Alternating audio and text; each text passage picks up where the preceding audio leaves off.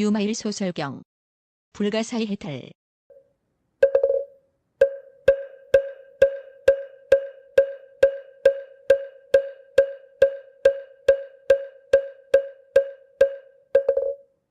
일. 불국품. 이와 같이 나는 들었다. 어느 때 부처님께서는 비아리의 암나수원에서 대비고 8천인과 3만 2천의 보살들과 함께 계셨다. 그들은 모두 많은 사람들에게 널리 알려진 이들로 부처님께서 갖추신 지혜와 그것을 얻기 위한 수행을 모두 성취하였는데 그것은 여러 부처님의 위신력으로 이루어진 것이었다.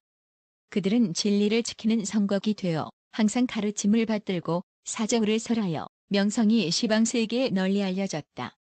사람들이 청하지 않아도 스스로가 그들의 벗이 되어 그들의 마음을 편안하게 해주며 불법승 삼보가 길이 융성하고 끊이지 않도록 하였으며 마군과 같은 원수를 항복시켰고 수많은 외도를 제압하였다.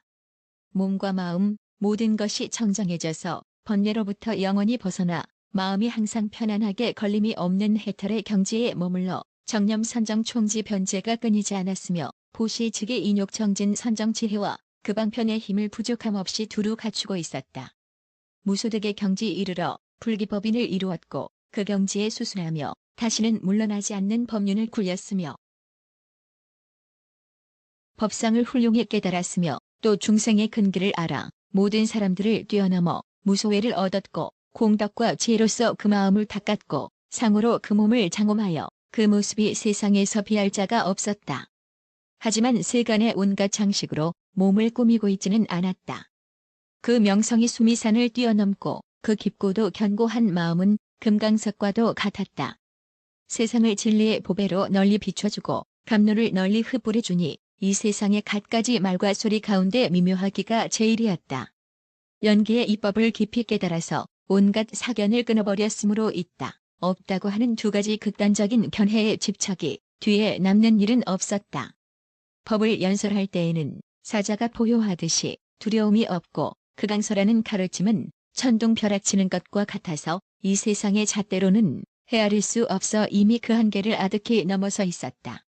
선장이 이끌어 온갖 진리의 보배를 모으는 것과 같고 제법의 깊고 오묘한 뜻에 통달하고 중생이 과보를 받아 왕래하는 세계와 그 중생들 마음의 움직임을 잘 알아.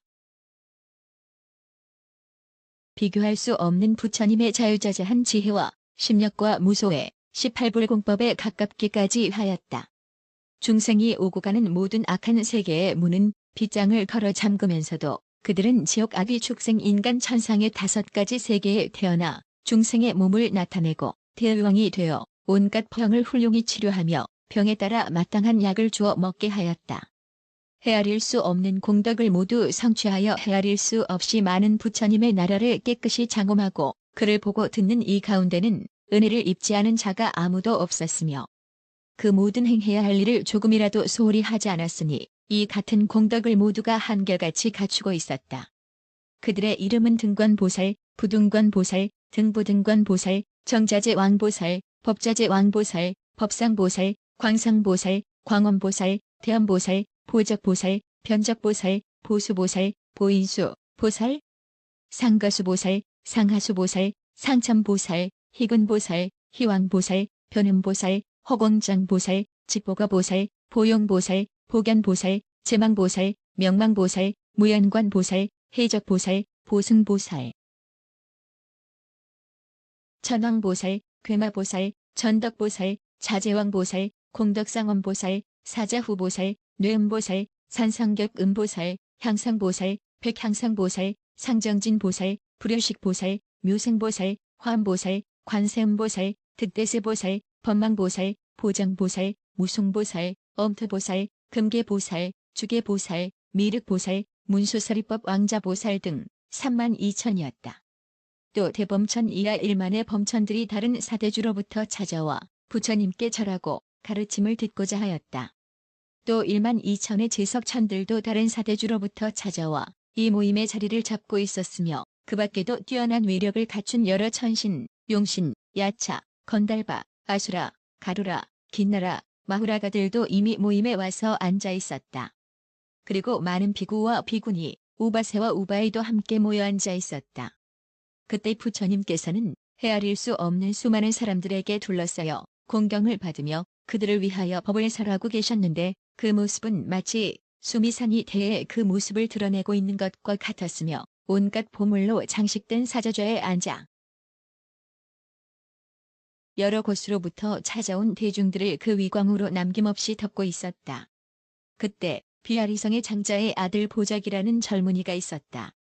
그는 500명의 장자의 아들과 함께 저마다 칠보로 꾸민 일산을 받쳐들고 부처님께서 계신 곳을 찾아와서 부처님의 발 아래 엎드려 예배하고 들고 온 일산을 모두 부처님께 공영하였다. 부처님께서는 그의 위신력으로 일산들을 합쳐 하나로 만들었고 그것으로 삼천대천 세계를 모두 덮었다. 그리하여 이 세계의 드넓은 모습이 그 안에 모두 나타났다.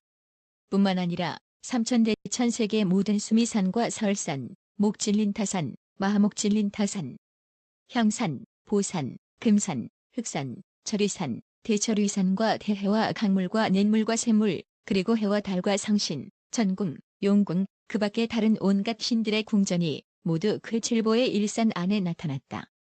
또 시방의 모든 부처님들과 그 부처님들이 법을 설하는 것도 칠보의 일산 안에 역시 나타났다.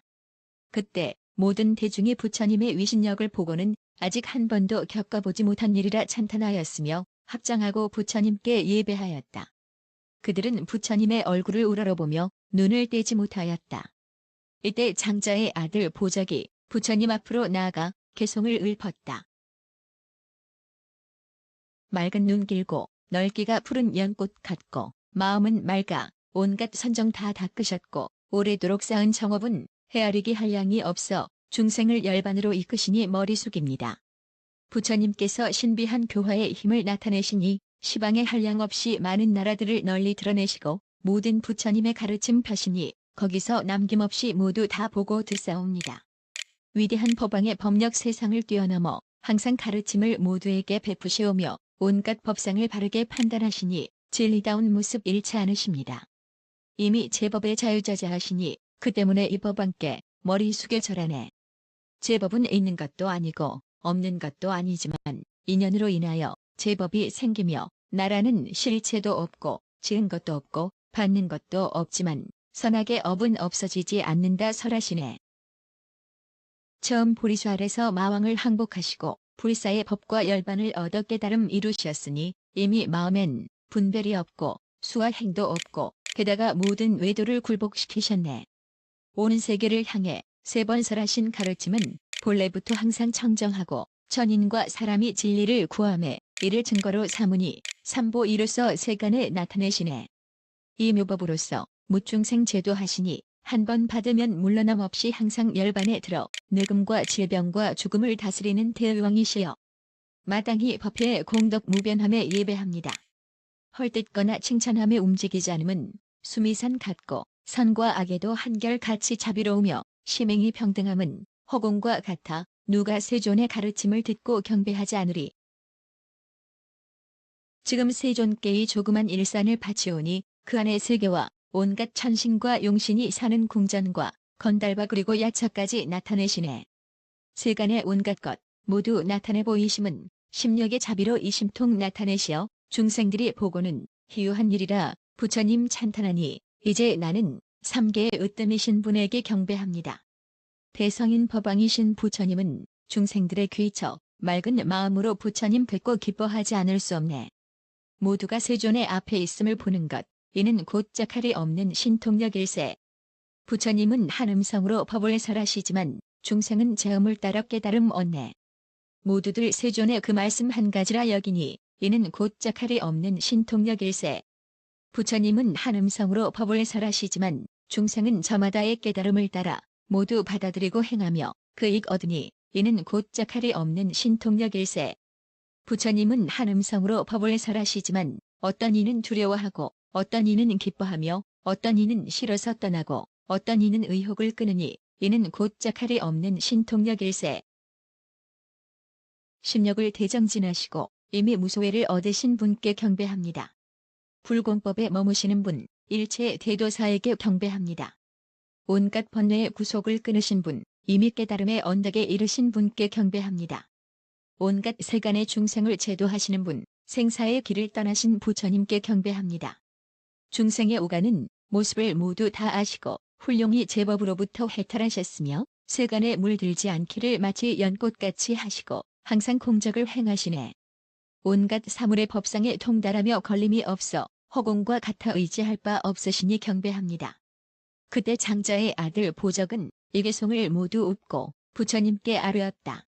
세존이시여, 우리들 500명 장자의 아들은 모두가 이미 안육따라 삼맥삼보리를 구하는 마음을 일으켜 불국토의 청정을 듣고자 바라고 있습니다. 오직 원하옵건대 세존이시여, 여러 보살이 정토를 이루기 위한 수행에 대해 설하여 주십시오. 부처님께서 말씀하셨다. 훌륭하구나, 보적이여. 여러 보살을 위하여 열애에게 정토를 이루기 위한 수행에 대해 물었으니 자세히 듣고 잘 생각하라. 내 그대를 위해 설하리라. 이에 보적을 비롯한 500명 장자의 아들은 부처님의 가르침을 따라 귀를 기울였다.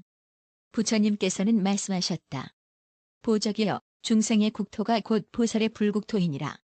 왜냐하면 보살은 교화할 중생을 따라서 불국토를 취하고 중생이 마음을 조복하는 바에 따라 불국토를 취하기 때문이다. 또 모든 중생들이 어떠한 나라에 의하여 부처님의 지혜로 깨달아 들어가야 하는가에 따라 불국토를 취하고 모든 중생들이 어떠한 나라에 의하여 보살의 선근을 일으켜야 하는가에 따라서 불국토를 취하는 것이다. 왜냐하면 보살이 정토를 취하는 것은 모든 중생을 이롭게 하기 위한 것이기 때문이다. 비유하자면 어떤 이가 터에 집을 짓고자 하면 뜻대로 아무런 걸림이 없겠지만 만약 허공에 짓고자 한다면 끝내 지을 수 없는 것과 같다. 보살도 이와 같아서 중생을 성취시키고자 하기 때문에 불국토를 취하고자 원하는 것이니 불국토를 취하고자 원하는 자는 허공에서 이루어지는 것은 아니다. 보조가 마땅히 알아야만 한다. 올곧은 마음이 보살의 정토이니 보살이 부처가 될 때 속이지 않는 중생이 그 나라에 와서 난다. 깊은 마음이 보살의 정토이니 보살이 부처가 될 때 공덕을 갖춘 중생이 그 나라에 와서 난다. 보리심이 보살의 정토이니 보살이 부처가 될 때 대승의 가르침을 실천하는 중생이 그 나라에 와서 난다. 보시가 보살의 정토이니 보살이 부처가 될 때 모든 재물을 보시할 줄 아는 중생이 그 나라에 와서 난다. 지게가 보살의 정토이니 보살이 부처가 될 때 십섬도를 행하여 서원을 가득 채운 중생이 그 나라에 와서 난다.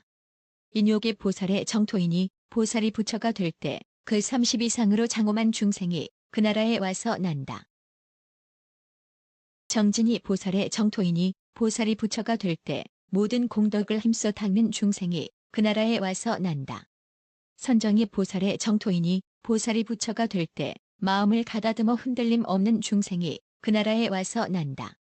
지혜가 보살의 정토이니 보살이 부처가 될 때 정정취의 중생이 그 나라에 와서 난다.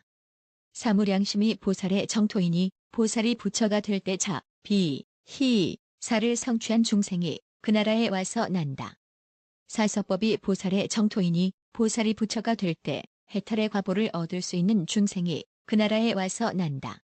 방편이 보살의 정토이니 보살이 부처가 될 때 일체법의 훌륭한 방편으로 걸림이 없는 중생이 그 나라에 와서 난다. 37두품이 보살의 정토이니 보살이 부처가 될 때 조용한 마음의 사색과 올바른 노력과 신통력과 뛰어난 능력, 그 작용과 그리고 깨달음을 돕는 것과 바른 길을 아는 중생이 그 나라에 와서 난다. 회향심이 정토이니 보살이 부처가 될 때 모든 공덕을 다 갖춘 중생이 그 나라에 난다. 판란을 없애도록 가르치는 것이 보살의 정토이니 보살이 부처가 될 때 그 나라에는 사막도와 판란이 없느니라.